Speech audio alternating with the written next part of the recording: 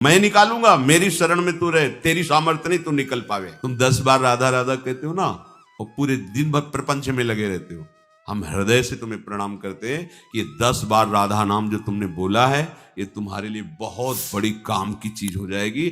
थोड़ा भी नाम जप हुआ है तो अंतिम समय जो चित्र आने वाला आपका है, जो आपकी फोटो खींचने वाली है अगले जन्म की, उसमें भारी पड़ जाएगा नाम, आपको बचा लेगा।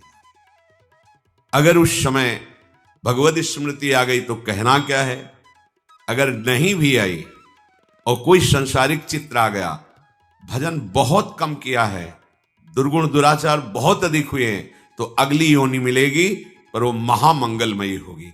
जैसे हिरण की योनि मिली पर वो गंडकी नदी में ही अपने शरीर को खड़ा करके भजन कर रहे, चूक हो गई, प्रभु का विस्मरण हो गया, अब नहीं होने देंगे।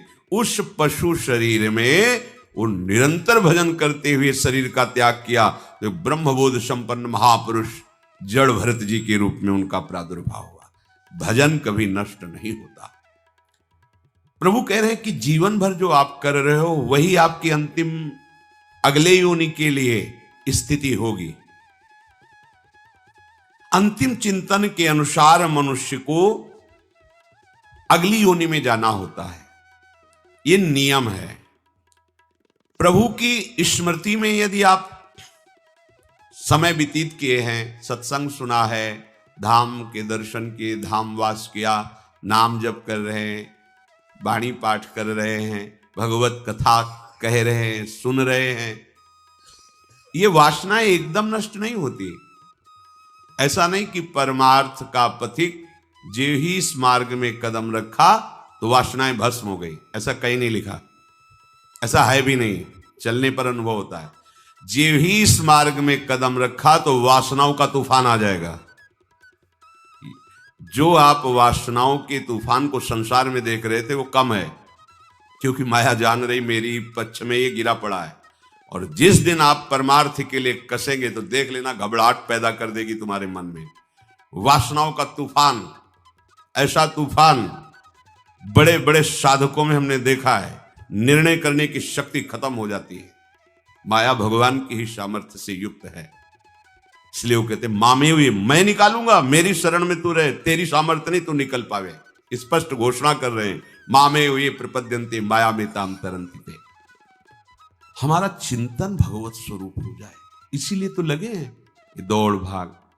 घबराइए नहीं, इतना भी अपने को मत निराश कर लीजिए कि आप चल नहीं पाएंगे, बिल्कुल नहीं। बहुत कृपा का मार्ग है, बहुत दुलार करते हैं हरि राई के संभजन को मानत मेरु समान। ये संसार का स्वरूप अलग है, करुणा निधान का स्वरूप अलग है। आप निराश कभी मत होना। दोष हमें खींचेंगे, गिराएंगे, पर हमारे मालिक देख रहे हैं ना, ये हमारे लिए प्रयासरत है। बस ये बात देखना, हमारे लिए प्रयासरत है। आपकी कॉपी जब जांची जाएगी तो बढ़िया नंबर आएंगे। अगर आप कपट कर रहे हैं, दंभ कर रहे हैं, पाखंड कर रहे हैं, फिर मालिक जान रहे हैं, फिर निर्णय में सही अंक नहीं आएंगे। ध्यान रखना, अंदर की बात हमारे प्रभु बहुत सूक्ष्मता से देखते हैं। प्रभु हृदय की बात देखते हैं।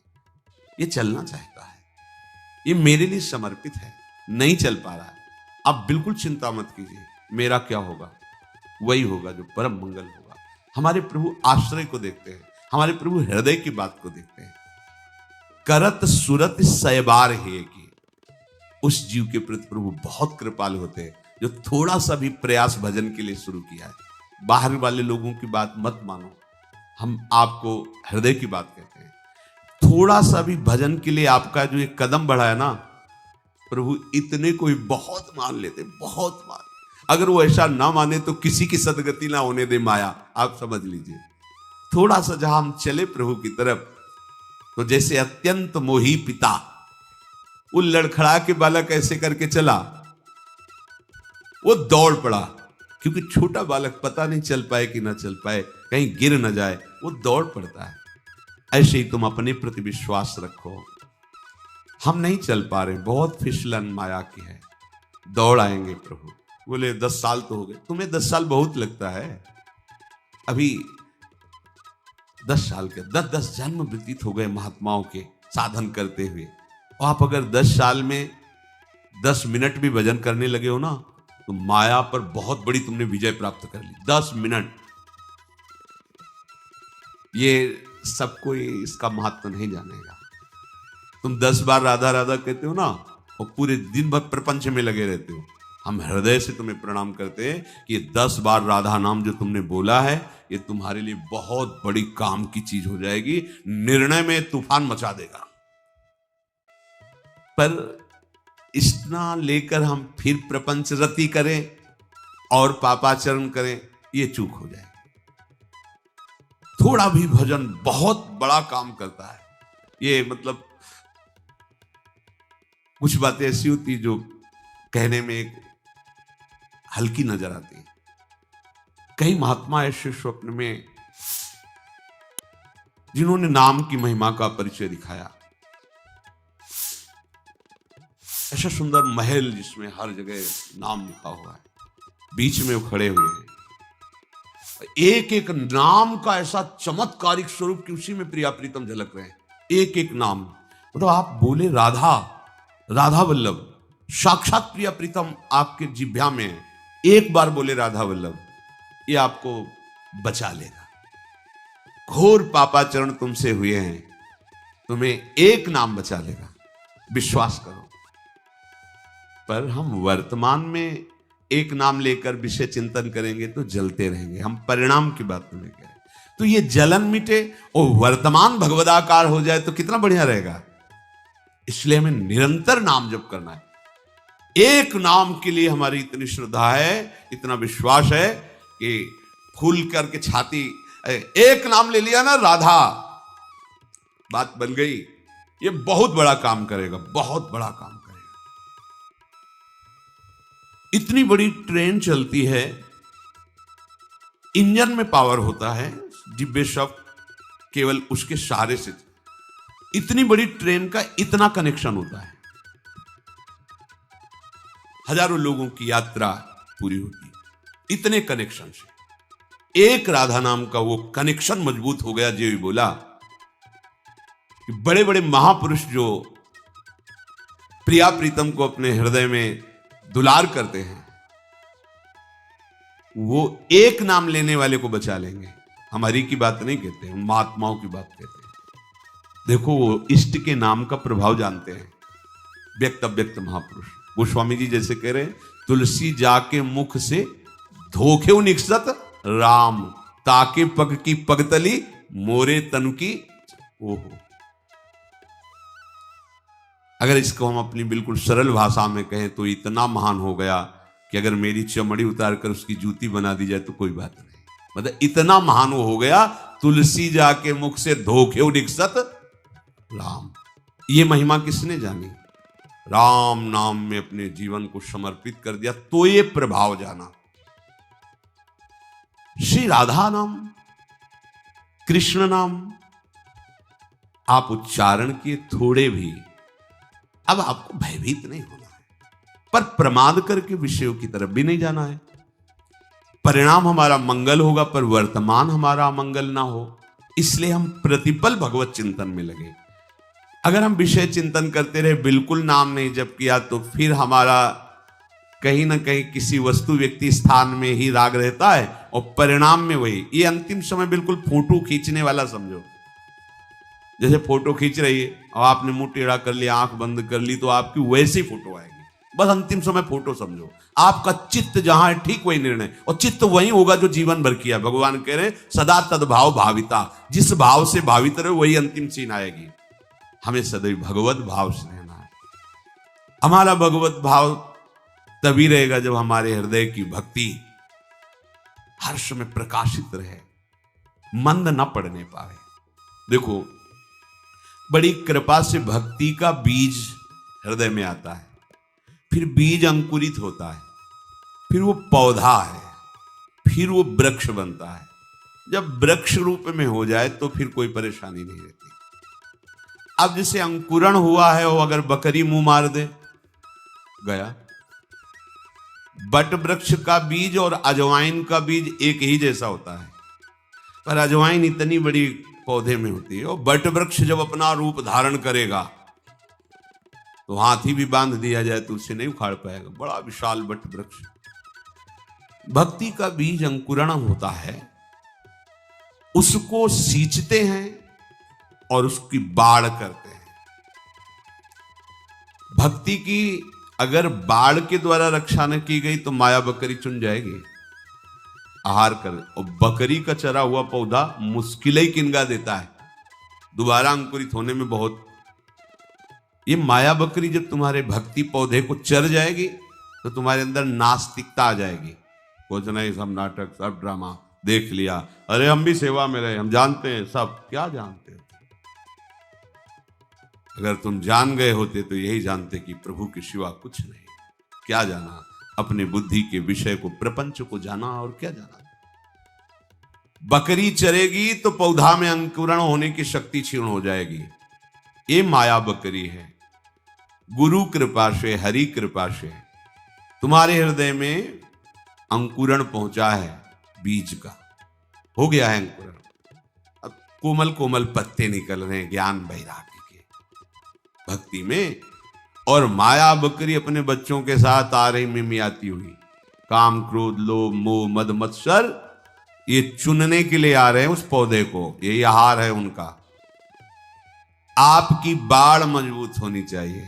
सत्संग, साधु संग, भक्ति कर दीप प्रेम करी बाती, साधु संगति करी अन्न दिन राती। रात दिन साधु संग में रहो।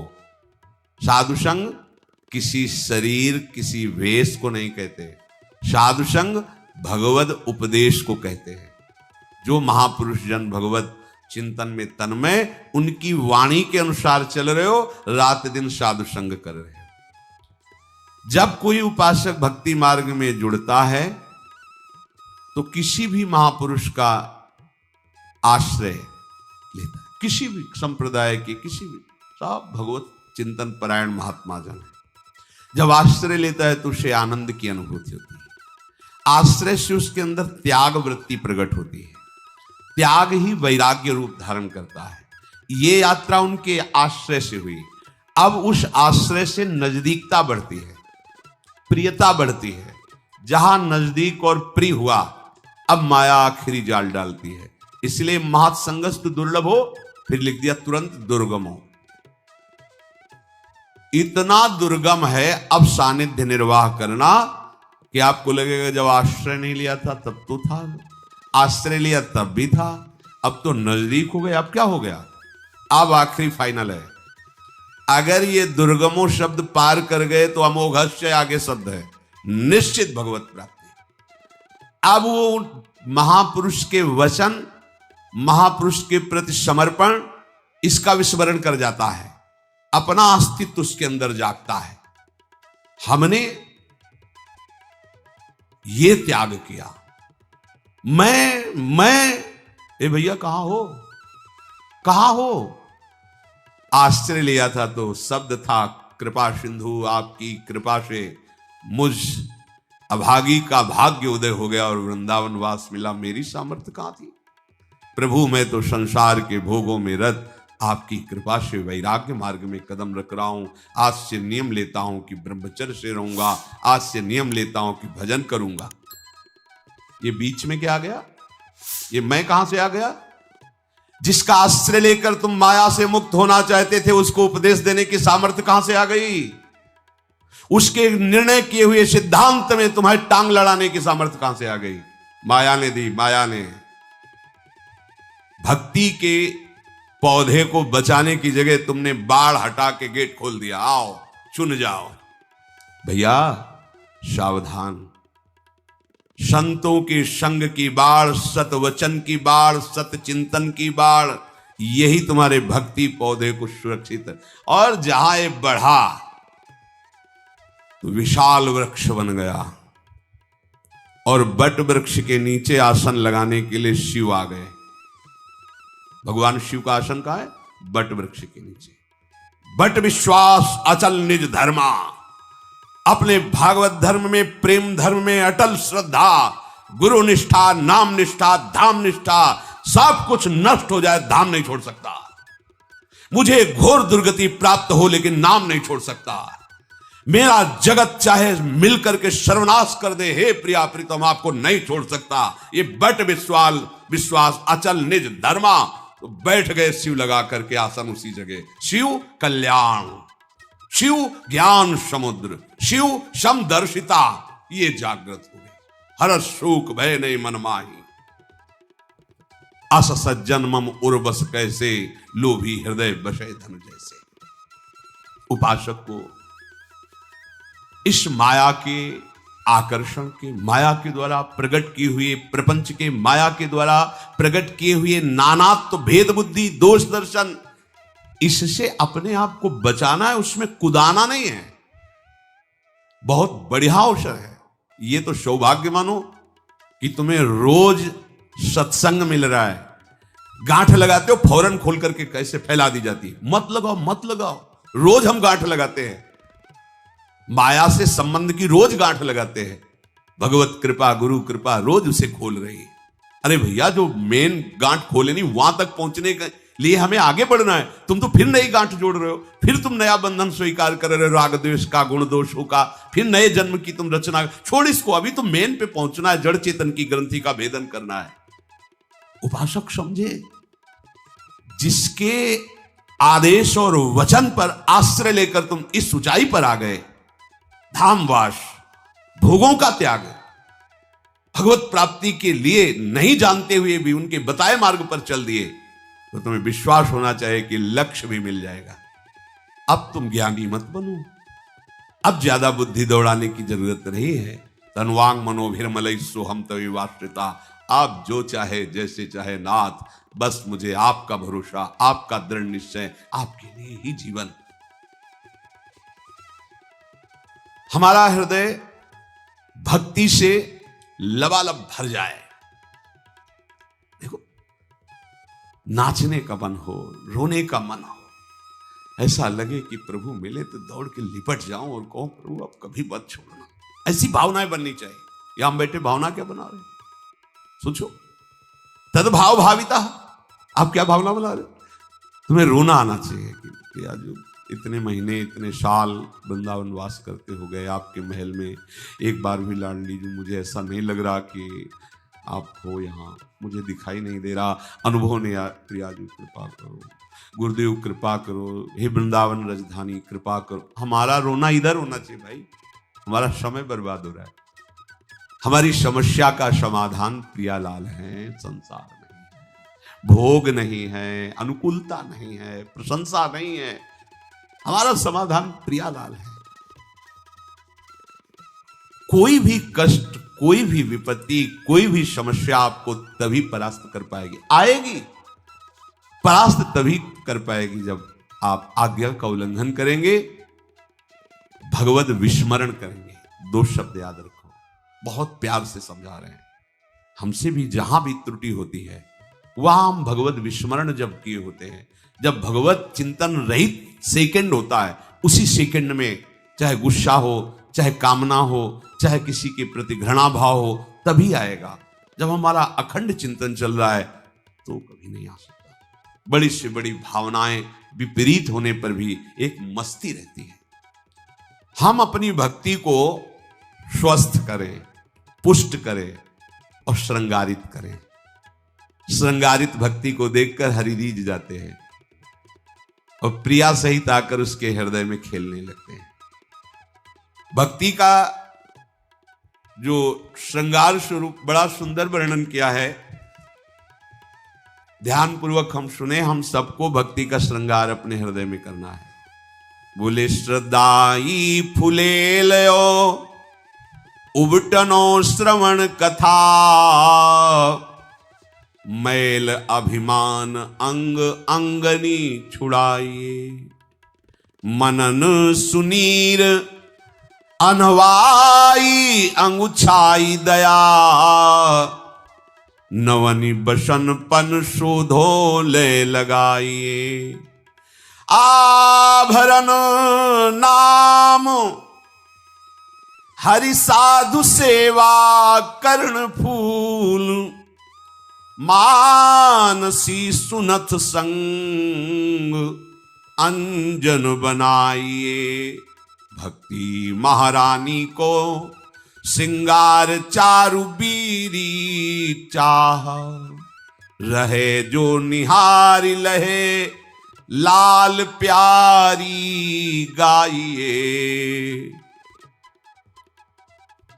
हमारे हृदय में भक्ति है, पूरे जगत में सबके अंदर भक्ति है। सब जग देखो चाहि काहि कहो हरि भक्ति बिनु, सेवक जी महाराज कहते। कोई भी बात मनमानी नहीं है। किसको कहूं भक्ति से रहित है? पूरा जगत हरि की भक्ति से युक्त है। आप कैसे कह सकते हैं कि हरि की भक्ति से युक्त है? क्योंकि उनको दिखाई दे रहा है हरि ही पदार्थ बने हुए हैं, हरि ही व्यक्ति, हरि ही दृश्य, हरि ही। तो तुम किसी पदार्थ की भक्ति कर रहे हो तो महापुरुष क्या देख रहे? तुम हरि की भक्ति कर रहे हो, पर तुम जानते नहीं हो कि हरि है, इसलिए तुम्हारा हृदय असंतुष्ट है, तुम्हारा हृदय दुर्गति की भावों से युक्त होकर दुर्गति का भोग कर रहा है। तुम जिससे मिल रहे हो, तुम जिससे देख रहे हो, जिससे तुम प्यार कर रहे हो या जिससे तुम नफरत कर रहे हो, तो हरि है, दूसरा नहीं है। हमारी भक्ति हरि से विमुख होकर के हरि स्वरूप त्रिभुवन में फैली हुई है। मत्ता परतरम नान्यत्। अब कोई विषय की भक्ति करता है, कोई स्त्री की भक्ति करता है, कोई पुरुष की भक्ति करता है, कोई चराचर जगत देख लो आसक्त है। भक्ति का तात्पर्य है अपने भावों का उसके प्रति समर्पण करना।